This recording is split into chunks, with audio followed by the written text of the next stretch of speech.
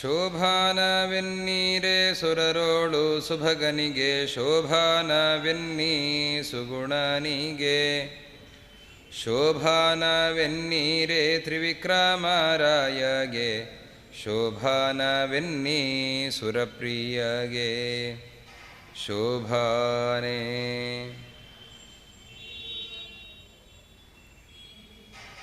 ಕ್ಷೀರಸಮುದ್ರದಿಂದ ಮೇಲೆದ್ದು ಬಂದಿರುವಂತಹ ಲಕ್ಷ್ಮೀದೇವಿ ತನ್ನ ಕೈಯಲ್ಲಿ ಪುಷ್ಪದ ಹಾರವನ್ನು ಹಿಡಿದು ಎಲ್ಲರನ್ನ ಗಮನಿಸ್ತಾ ಪ್ರತಿಯೊಬ್ಬರಲ್ಲಿರುವಂತಹ ದೋಷಗಳ ಚಿಂತನೆಯನ್ನು ಮಾಡುತ್ತಾ ನಿರ್ದೋಷನಾದ ವ್ಯಕ್ತಿ ಶ್ರೀನಾರಾಯಣನೇ, ಹೀಗಾಗಿ ನಾನು ಅವನನ್ನೇ ವರಿಸ್ತೇನೆ ಅಂತ ಅವನ ಕೊರಳಿಗೆ ತನ್ನ ಕೈಯಲ್ಲಿರುವ ಹಾರವನ್ನು ಹಾಕ್ತಾಳೆ. ಹಾಗೆ ಹಾಕೋ ಮೊದಲು ಪ್ರತಿಯೊಬ್ಬರಲ್ಲಿರುವ ದೋಷಗಳನ್ನು ಚಿಂತಿಸ್ತಾ ಇದ್ದಾಳೆ. ಇವರಲ್ಲಿ ಈ ದೋಷಗಳಿವೆ, ಆದರೆ ನಾರಾಯಣನಲ್ಲಿ ಮಾತ್ರ ಇದು ಯಾವ ದೋಷವೂ ಕೂಡ ಇಲ್ಲ. ಎಂತಹ ದೋಷಗಳಿವೆ? ಬೇರೆ ಬೇರೆಯವರಲ್ಲಿರುವಂತಹ ದೋಷಗಳೇನು? ಎಂತೆಂತಹ ಸಮರ್ಥರಾಗಿದ್ದಾರೆ, ಎಂತೆಂತಹ ಜ್ಞಾನ ಇದೆ, ಎಂತಹ ವರ್ಚಸ್ಸಿದೆ, ಎಂತಹ ಶಕ್ತಿ ಇದೆ, ಕೇಳಿದವರಿಗೆ ಬೇಕಾದ್ದು ವರವನ್ನು ಕೊಡುವಂತಹ ಸಾಮರ್ಥ್ಯ ಅವರಿಗಿದೆ.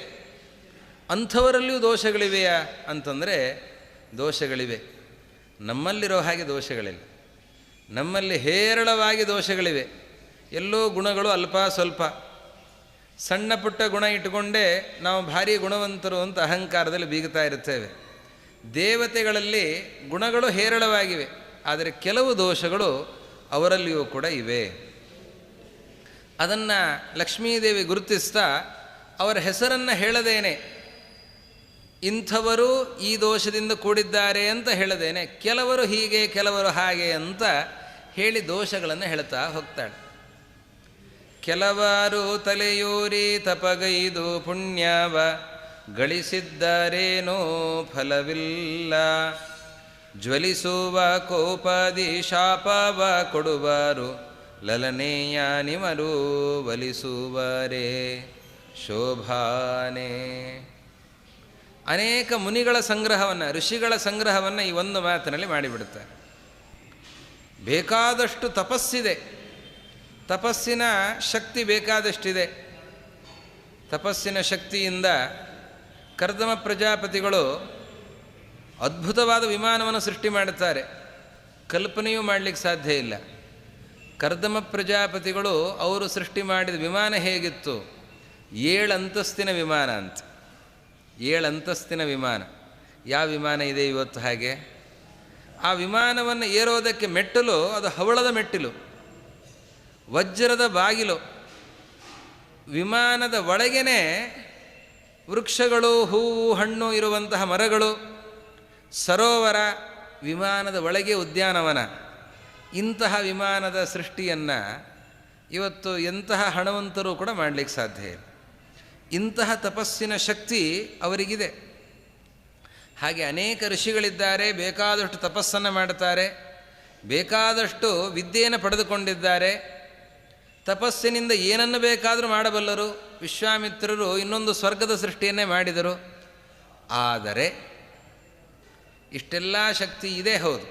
ಆದರೆ ಇಷ್ಟು ತಪಸ್ಸನ್ನು ಮಾಡಿದರೂ ಕೂಡ ಅವರಿಗೆ ಅವರು ಹಸಿವೆಯನ್ನು ತಡೆದುಕೊಳ್ತಾರೆ, ಬಾಯಾರಿಕೆಯನ್ನು ಗೆದ್ದಿದ್ದಾರೆ. ಆದರೆ ಸಿಟ್ಟನ್ನು ಗೆಲ್ಲಲಿಕ್ಕಾಗಲಿಲ್ಲ. ಸಿಟ್ಟಿಗೆ ಅವರು ಸೋತು ಹೋಗಿದ್ದಾರೆ. ಜ್ವಲಿಸುವ ಕೋಪದಿ ಶಾಪವ ಕೊಡುವರು. ಸಿಟ್ಟಿನಿಂದ ಅವರು ಶಾಪವನ್ನು ಕೊಟ್ಟು ಬಿಡುತ್ತಾರೆ. ವಿಶ್ವಾಮಿತ್ರರು ಶಾಪವನ್ನು ಕೊಟ್ಟರು. ಅದೇ ರೀತಿಯಲ್ಲಿ ದುರ್ವಾಸರು ಶಾಪವನ್ನು ಕೊಟ್ಟಿದ್ದಾರೆ. ಸಿಟ್ಟು ಬಂದುಬಿಡ್ತದೆ. ಸಿಟ್ಟು ಬಂದಾಗ ಶಾಪವನ್ನು ಕೊಡ್ತಾರೆ. ಹೀಗೆ ಶಾಪವನ್ನು ಕೊಟ್ಟು ತಮ್ಮ ತಪಸ್ಸನ್ನು ಕಳೆದುಕೊಳ್ಳುತ್ತಾರೆ.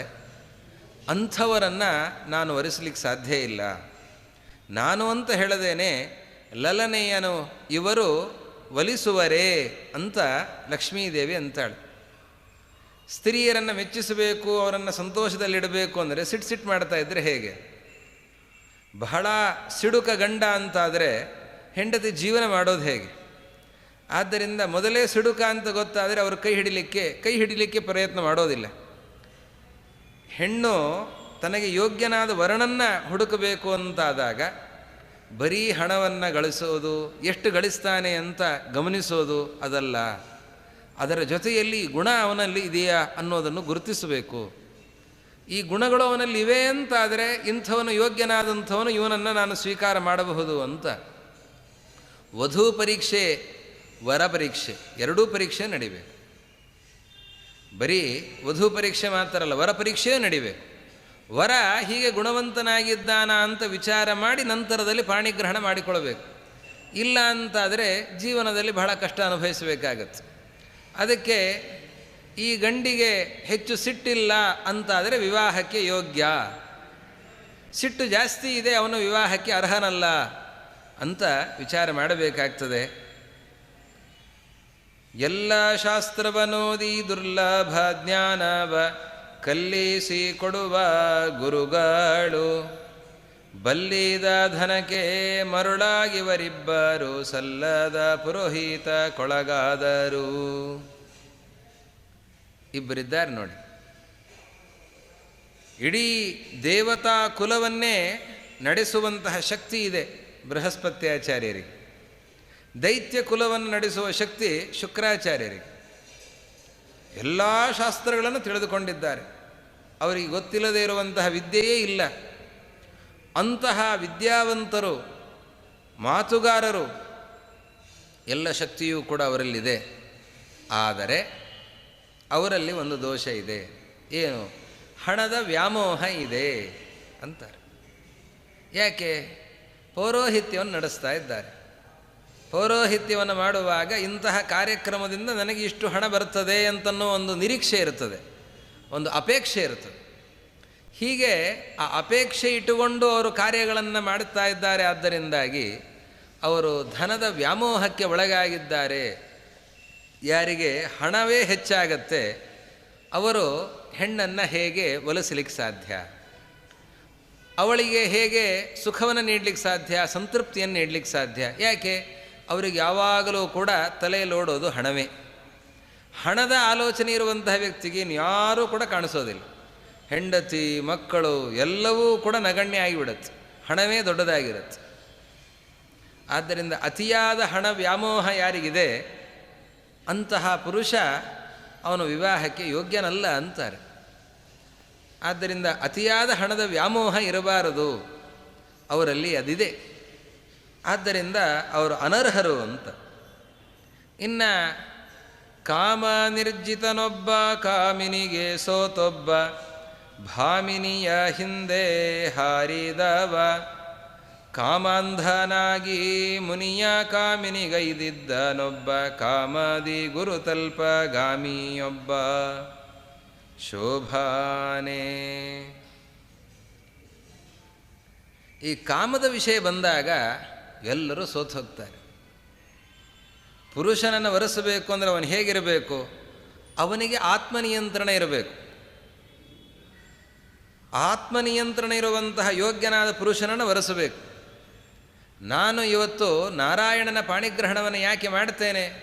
ಅವನು ಕಾಮಕ್ಕೆ ಸೋತವನಲ್ಲ. ಇನ್ನು ಉಳಿದವರಲ್ಲಿ ಎಲ್ಲರಲ್ಲಿಯೂ ಕೂಡ ಇಂತಹ ದೋಷ ಇದೆ.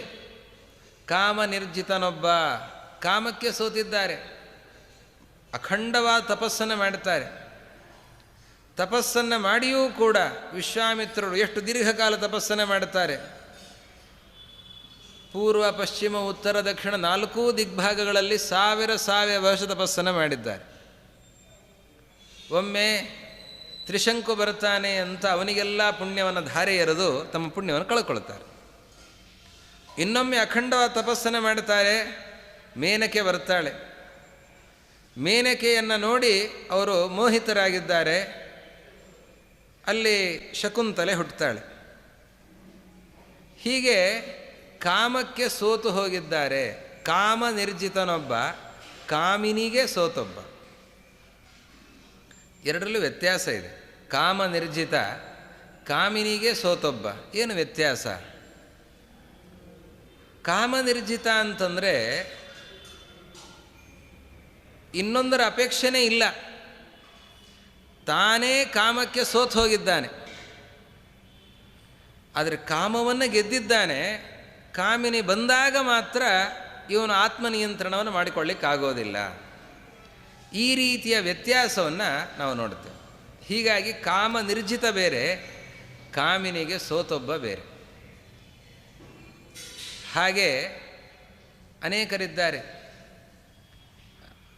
ವೇದವ್ಯಾಸದೇವರು ಮಹಾಭಾರತದ ಪಾಠವನ್ನು ಮಾಡ್ತಾ ಇದ್ರಂತೆ. ತಮ್ಮ ಶಿಷ್ಯರಾಗಿರುವಂತಹ ವೈಶಂಪಾಯನರಿಗೆ ಪಾಠವನ್ನು ಮಾಡ್ತಾ ಇದ್ದಾರೆ. ಪಾಠವನ್ನು ಮಾಡುವಾಗ ಒಂದು ಶ್ಲೋಕ ಬರುತ್ತೆ.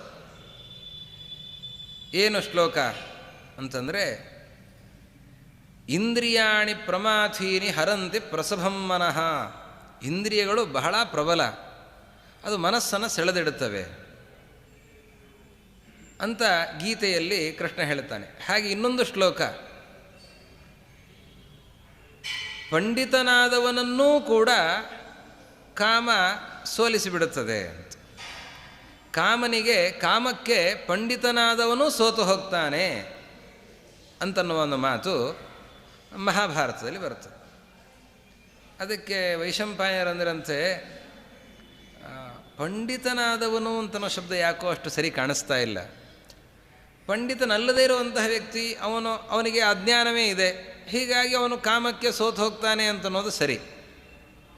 ಆದರೆ ಪಂಡಿತನೂ ಕೂಡ ಅಂತೇನು ಹೇಳ್ತಾ ಇದ್ದೀರಿ, ಇದು ಯಾಕೋ ಅಷ್ಟು ನನಗೆ ಸರಿ ಅನ್ನಿಸ್ತಾ ಇಲ್ಲ ಅಂತ ವೈಶಂಪಾಯನರು ಅಂದ್ರಂತೆ. ಹೌದಾ, ಹಾಗಾದರೆ ವಿಮರ್ಶೆ ಮಾಡಿದ ಮೇಲೆ ಆಮೇಲೆ ಮತ್ತೆ ಮುಂದೆ ಪಾಠ ಮಾಡೋಣ ಅಂತ ಅಲ್ಲಿಗೆ ಪಾಠ ನಿಲ್ಲಿಸಿದ್ರಂತೆ. ಅವತ್ತಿನ ದಿವಸ ಅವರು ಪಾಠ ಮುಗಿಸಿಕೊಂಡು ತಮ್ಮ ಆಶ್ರಮಕ್ಕೆ ಹೋಗಿದ್ದಾರೆ. ತಮ್ಮ ನಿತ್ಯಾನ್ಹಿಕವನ್ನು ಮಾಡ್ತಾ ಇದ್ದಾರೆ. ಸಾಯಂಕಾಲದ ಹೊತ್ತಿನಲ್ಲಿ ಮಳೆ ಬರುತ್ತಾ ಇದೆ. ಆ ದಾರಿಯಲ್ಲಿ ಹೋಗ್ತಾ ಇರುವಂತಹ ಒಂದು ಹೆಂಗಸು ಆಶ್ರಮದ ಮುಂಭಾಗದಲ್ಲಿ ಬಂದು ನಿಂತಿದ್ದಾಳಂತೆ. ಮಳೆ ಬರ್ತಾ ಇದೆ ಅಂತ. ಸ್ವಲ್ಪ ಹೊತ್ತಾಯಿತು, ಮಳೆಯಲ್ಲಿ ಪೂರ್ತಿ ತೊಯ್ದು ಹೋಗಿದ್ದಾಳೆ. ಆಮೇಲೆ ನಾನು ಆಶ್ರಮದ ಒಳಗಡೆ ಬರಬಹುದಾ, ತುಂಬ ಗಾಳಿ ಮಳೆ ಚಳಿ ಇದೆ, ಒಳಗೆ ಬರಬಹುದಾ, ಸ್ವಲ್ಪ ಬೆಚ್ಚಗಿರುತ್ತೆ, ಬನ್ನಿ ಅಂತ. ಇವರು ಸಹಜವಾಗಿ ಕರುಣೆಯಿಂದ ಮಳೆ ಬರ್ತಾ ಇದೆ, ಆ ತೊಂದರೆ ಆಗಬಾರದು ಅನ್ನೋ ದೃಷ್ಟಿಯಿಂದ ವೈಶಂಪಾಯನರು ಹೇಳಿದ್ರಂತೆ.